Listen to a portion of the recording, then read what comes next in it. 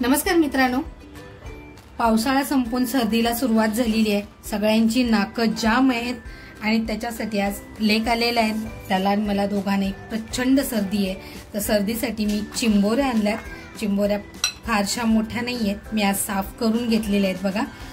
तर आज मी बनवते चिंबोऱ्यांचा काढा। काढा म्हणजे रस्साच बनवते। हे जे चिंबोऱ्यांचे छोटे छोटे पाय बाजूला काढून ठेवलेत मी, हे स्वच्छ धुवून घेतलेले आहेत। हे अगोदर मी बारीक करून घेणार आहे मिक्सर मध्ये। इकडे मी साहित्य घेतले। आज मी खोबरं गॅसवर भाजून घेतले, 2 छोटे छोटे कांदे घेतलेले आहेत। इकडे थोडंसं अद्रक घेतले, लसूण घेतली आहे, मिरच्या घेतल्या। तिखटवाल्या मिरच्या नाही आहेत, पण थोड्याशा जास्त घेतल्यात कारण माझ्याकडे झणझणीत खाल्लं जातं। आणि इकडे गरम मसाल्यामध्ये मी घेतले लवंग, काळी मिरी आणि थोडीशी दालचिनी। तर अगोदर आहे ना चिंबोरीचे पाय बारीक करून घेते।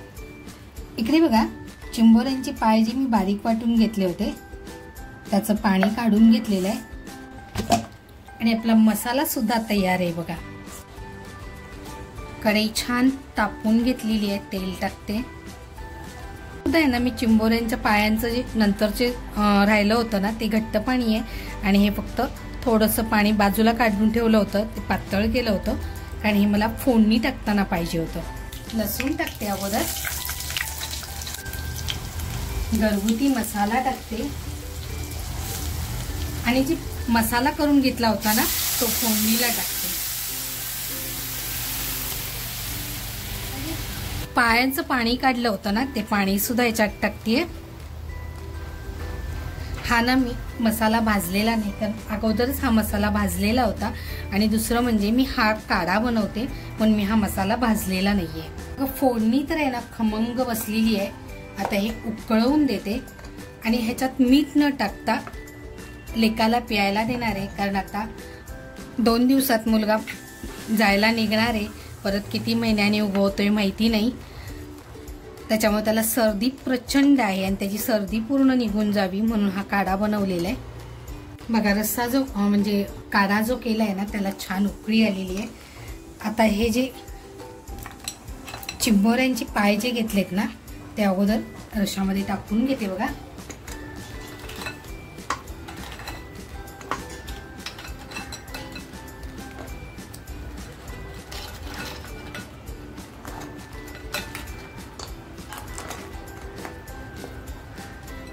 आणि तुम्ही म्हणाल ताई अजून मीठ टाकलेलं नाही, पण मी मीठ टाकणार नाहीये। हे असंच अळणी करून लेकाला प्यायला देणार आहे बघा। मित्रांनो, काढ्याला छान उकळी आलेली आहे आणि आपला चिंबोरीचं नांगडं जे होतं म्हणजे पाय जे आहेत ते सुद्धा छान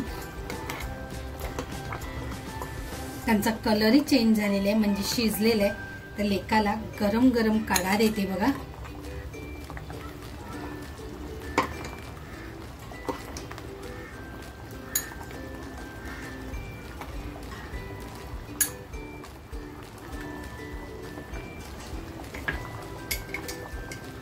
आणि आता या काढ्यामध्ये चवीनुसार मीठ टाकते।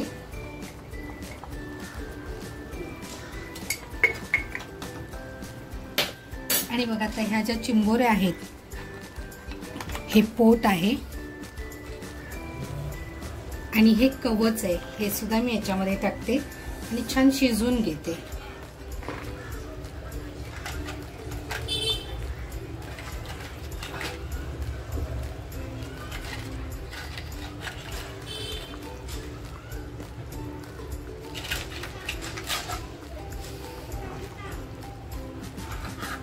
याला झाकण लावून मंद आचेवर ठेवून देते। मित्रांनो, आपला चिंबोरीचा काढा बघा किती जबरदस्त झालेला आहे। हा झटपट होणारा चिंबोरीचा काढा आहे। याच्याबरोबर गरम गरम भात खूप छान लागतो।